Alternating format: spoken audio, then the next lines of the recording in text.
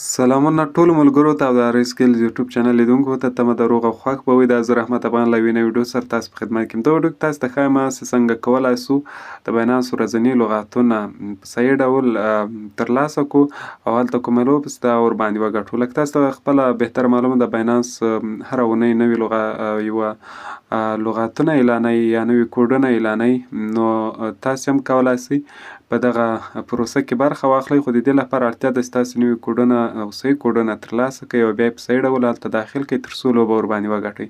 نو دا څه ډول کولی سو، راځئ دغه ټوله ویډیو راسره تر پایه وګورئ. ښه نو کله خو ستاسو باینانس خلاص کړه، مور اپشن باندې به کلیک ورته واخلئ او بیا به دلته لاندې راسئ دغه ګیټ ان کمپاین دغه اپشن باندې به ورته کلیک واخلئ. که اوس هم دا کلیک دغه کونج کې ورډ اف د ډې تاسو کولی سئ په دغه اپشن باندې کلیک ورته واخلئ. زه کلیک ورباندې کوم او دغه صفحه ماته راخلاصیږي. کله خو سم کلیک ورباندې واخیستل، تاسو ګورئ 4 عدده لغات اپشن ماته راکړی ده، باید زه 4 عدده لغات ورکړم تر څو دغه لوبه وګټم.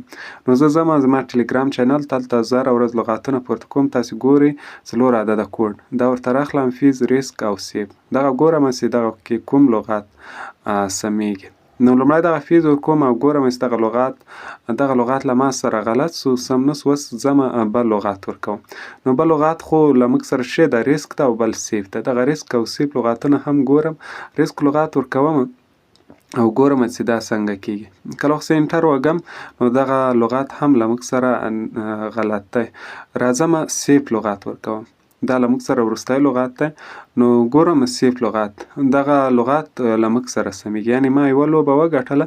اوس ګورم دغه ده، ما یوه لوبه وګټله، اوس د دومې لوبې د ګټلو چانس یې هم راکړ، خو باید زه دغه لینک له یو چا سره شریک کړم. تاسو به ګیټ نیو ته راسئ او دغه لینک په واتساپ کې یو چا ته ولیږئ یا هم ټلګرام کې. زه غواړم دغه لینک یو چا ته ولیږم او بیا ورباندې کلیک وکړم تر څو باینانس فکر وکړي چې یو بل چا په دغه لینک باندې کلیک کړی او ما د یوې بل لوبې اجازه هم راکړي. زه ورباندې کلیک کوم.